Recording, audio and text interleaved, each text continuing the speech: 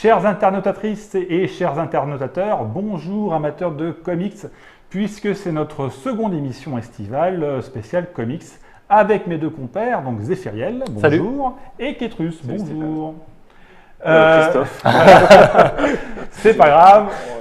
Voilà. Donc on va parler de comics pendant tout l'été, et donc c'est notre seconde émission où cette fois-ci on va parler de Revival, un titre qui est disponible en VF chez Delcourt, et tu vas nous en parler, Zef. De quoi s'agit-il donc? Alors Revival, c'est une vraie tuerie, voilà, c'est le seul qu'il faut savoir. Donc c'est Tim Selley du terme. Ouais, clairement. Ouais. C'est Tim Selley et Mike Norton. Donc Tim Selley au scénario, c'est un mec qui a fait beaucoup de G.I. Joe, Transformers, il paye pas mine au premier abord, attention. Ensuite, il a fait aussi une grande partie de Grayson chez DC Comics quand Dick Grayson était devenu un agent secret et tout. Ce que je voulais dire aussi, ça, parce que ça défonce bien. Et Dick Grayson, c'est le premier Robin qui est devenu ensuite Nightwing, et voilà. Et ensuite, quand il s'est fait niquer en Nightwing, il est parti. On s'en fout, on ne va pas parler de ça. Donc Revival. Donc Revival, c'est quoi? Revival, donc c'est un titre Image Comics. Image, c'est un éditeur indépendant qui a fait de très bons trucs. Et on va se retrouver en fait à Wasso. Wasso, c'est la ville dans le Wisconsin. Ou Osso, je ne sais pas comment on dit en américain. Et en fait, je vais faire la petite intro de quelques pages. C'est une toute petite ville, vraiment typique de l'américain. Voilà, c'est un peu ça avec son shérif et machin. Et en fait, quand on commence le comics, en fait, on se retrouve dans le crématorium de la ville où tu as une nana qui est là pour, je crois que c'est pour son journal de l'école, elle veut faire un truc en disant c'est la page que nous avons là. Tiens, je suis en train de faire un reportage pour le journal de l'école, machin et tout, comment ça se passe pour quand on va brûler un cadavre et machin et tout. Donc le mec lui explique, c'est comme ça, voilà, j'ouvre le four, je monte la température, je mets le cercueil dedans, je ferme. Et au moment où il ferme le truc, il commence à entendre des cris inhumains à l'intérieur. Donc le mec comprend pas, il dit non, le mec était mort, il sort et effectivement on a un cadavre vivant qui sort de ça, et à côté de ça, une petite fille qui vient de mourir, je crois, dans un accident de voiture, qui se lève en disant « je veux ma maman ». Donc ça commence assez hardcore, et en fait, les gens vont vite se rendre compte que dans ce village, dans ce patelin des États-Unis, les morts reviennent à la vie, tous. Certains, pas tous, pas tous. Il y a une vingtaine. Au début, certains, au début, certains, c'est pas un gros spoil de toute façon, et on va suivre en fait cette magie. Alors, on ne sait pas ce que c'est. Est-ce que c'est quelque chose dans l'eau? Est-ce que c'est un truc qui a été livré il n'y a pas longtemps? Est-ce que c'est de la magie indienne? C'est biblique. Toutes les possibilités sont ouvertes, et on va suivre Dana Cypress, donc qui est la fille du shérif, qui va commencer à enquêter sur ça.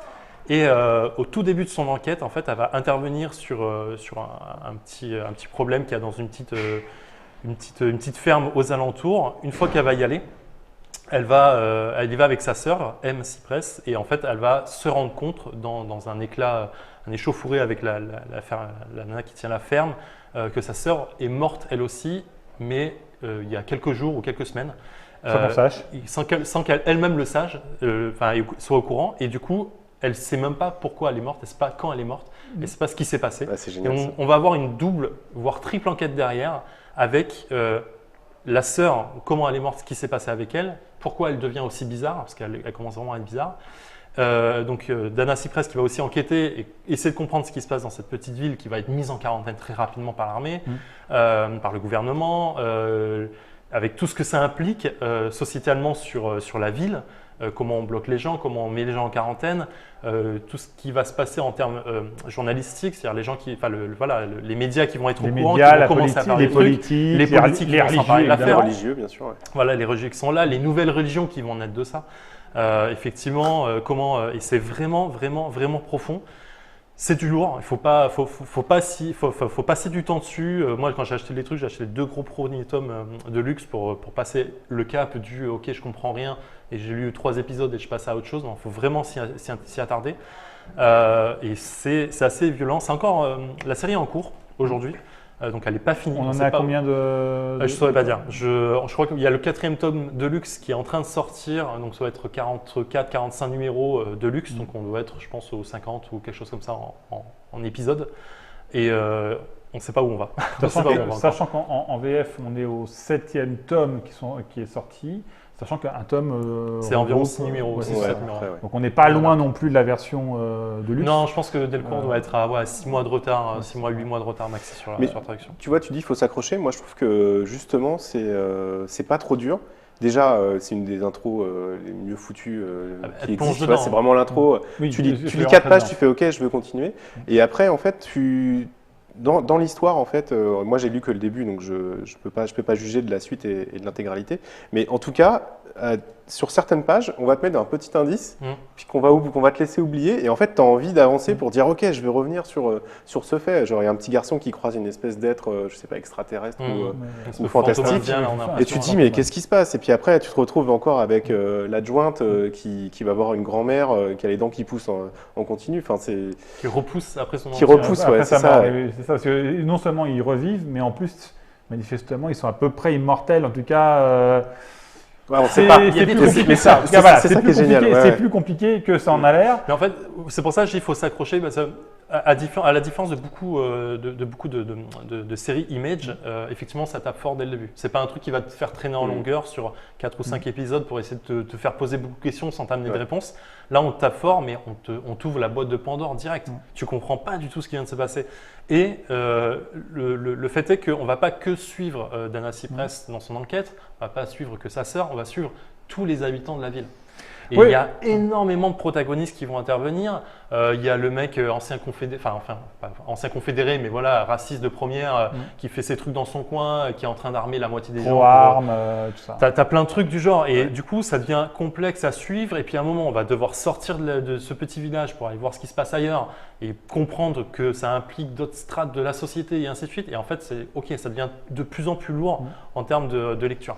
En fait, il y a 3 histoires. T'as l'histoire de la communauté. Comment est-ce qu'une communauté qui se retrouve avec des gens qui sont pas morts-vivants dans le sens habituel, mais finalement qui sont décédés, qui reviennent à la vie, qui reprennent leur Comment vie, est-ce qu'on gère cette relation-là en étant enfermés, puisqu'effectivement ils sont totalement encerclés et personne ne peut rentrer, personne ne peut sortir du patelin.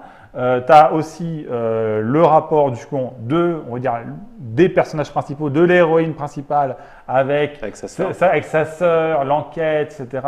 Et puis sa vie de famille et ses amours et le machin. Vraiment, tout est complexe. Et puis après, tout ce qui est… alors, il y a du fantastique, puisqu'effectivement, il y a…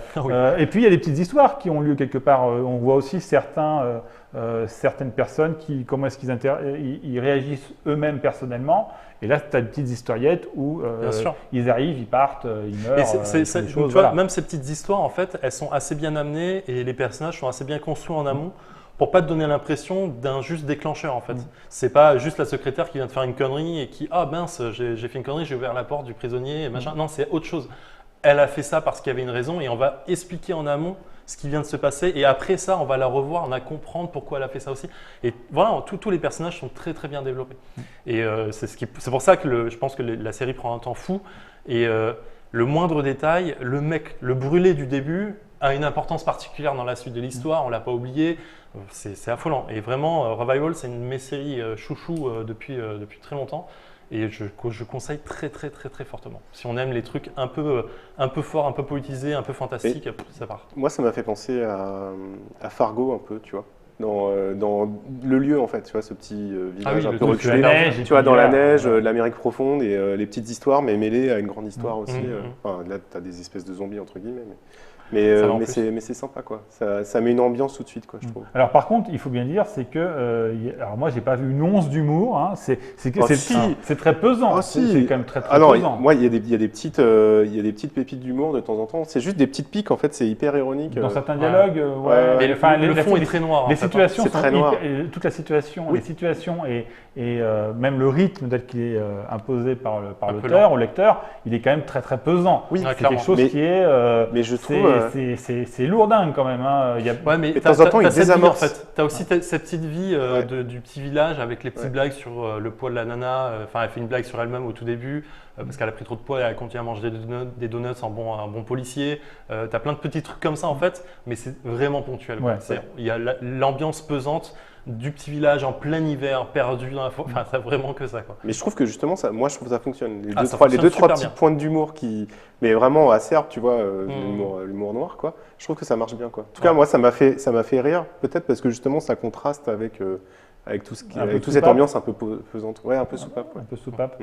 Alors par contre, moi je l'ai lu en VO, la VF, on a vu ça, on voyait ça en off dans le train, il y a eu des petits couacs de VF, j'ai l'impression, qui sont un peu bizarres. Je mens sur les blagues, sur les trucs, j'ai l'impression que ça a été traduit un peu, pas la va-vite, mais que la personne a voulu mettre sa petite touche personnelle de blague et c'est un peu bizarre par moi. Je pense qu'à la base, c'était pas, tu vois, une série très connue donc ils ont dû la traiter peut-être un peu plus rapidement que. Je jugerai pas là-dessus, juste que voilà, le côté la VF pour moi elle m'a un peu piqué. Ça nous a marqué très vite. Quand il s'agit de jeux de mots, c'est par rapport à des références ou à un phrasé qui voilà, sans faire du jeu de mots au calembour, c'est grosso modo la phrase telle qu'elle est écrite en anglais a une signification que tu peux pas jouer, sur laquelle tu peux pas jouer en VF. Maintenant, le traducteur, lui, a fait un choix. Oui, là, il fait un choix sur la blague particulier. Enfin, voilà.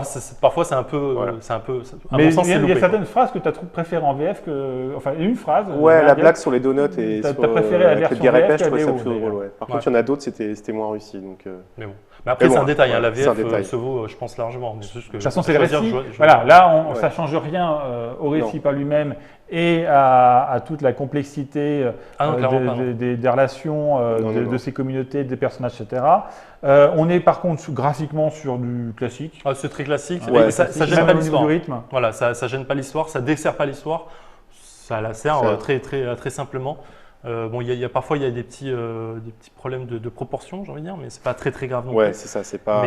Mais bon, ça c'est très beau. Mais est-ce que dans la suite ça s'améliore entre guillemets? Non, ça reste équivalent. Ouais. On peut regarder la VF là. Ouais. Je sais pas si j'ai pas envie de spoiler de la bêtise, mais voilà, on reste sur du très simple quoi. Oui. Mais le dessin reste constant. Il n'y a aucun problème à reconnaître les personnages. Oui. Dana et sa sœur, par exemple, sont vraiment différenciées alors qu'elles se ressemblent assez proches. Oui, mais ça fait le taf. Quoi. Merci, ça fait vraiment le taf. Ouais, voilà. Donc voilà. Est-ce que tu as d'autres choses à non, lisez-le, voilà. C'est tout ce qu'il y a à dire. Hein. C'est du très bon, c'est du très lourd. Donc là, par contre, c'est une série qui n'est pas finie. Non, pas finie. Encore ongoing, comme on dit. On a une idée Absolument pas. Je ne me prononcerai jamais là-dessus, je ne pourrais pas dire. Non, mais parfois, l'auteur annonce qu'à l'avance, je me suis pas renseigné dessus, je regarde pas ça. C'est pas du Why the Last Man où le mec savait qu'il allait faire 10 tomes et puis on savait où. Là, je pense que le mec, il part dans tous les sens. J'ai peur que ce soit du Kirkman dans l'idée, en disant je sais pas m'arrêter. Mais vraiment, je sais pas. Je suis pas à jour en plus, donc je m'avancerai pas du tout. Mais bon, de la façon, tu n'as pas beaucoup de retard non plus. Hein.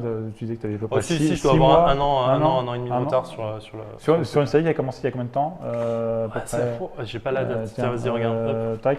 Enfin, ça doit être, allez quoi, 5 ans maxi. Ouais, un peu plus que ça. 2013. Non, attends, ça c'est la Deluxe Edition 2001. Quand même, ouais. 13 ans. Mais il n'y en a pas un par mois, donc c'est ce qui fait la piquance du truc.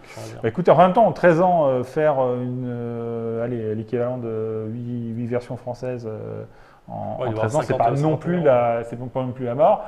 Maintenant, espérons que ça ne tourne pas en rond. Pour ceux que ça donnait envie de découvrir Revival, donc je rappelle qu'elle est disponible en version VF chez Delcourt. Vous avez la version VO, donc alors là vous pouvez l'acheter sous plusieurs formes. Il y a la version Deluxe. Il y a la version TPB du genre, il y a la version Deluxe qui est stylée mais qui est vraiment très chère. Pourquoi c'est combien à peu près je crois que c'est 40 balles ou un truc comme ça. Ça reste cher pour une version de luxe. Mais bon, voilà, la version $35 pour 40 balles en France. Donc une version de luxe, sachant qu'une version de luxe correspond normalement, si je ne me trompe pas, à 2 versions VF. Environ, il y a 11 numéros dedans. Après, c'est de la VO, donc c'est vraiment de l'américain avec du langage. Il y a de l'argot, il y a parfois c'est un peu difficile à comprendre, mais bon, ça fait travailler l'anglais encore une fois. Faut pas être rebuté par la VO, hein, je combats pour ça. Mais la VF est très bien aussi, hein, surtout qu'elle est là, chez Delcourt, ça a coûté un peu moins cher, donc faut pas hésiter. Hein. Donc voilà, écoutez, donc c'était notre seconde émission de Strip Track Comics estivale. On vous invite à nous retrouver pour la prochaine émission, la semaine prochaine. Et d'ici là, on vous souhaite une bonne semaine. Ciao. Ciao. Ciao.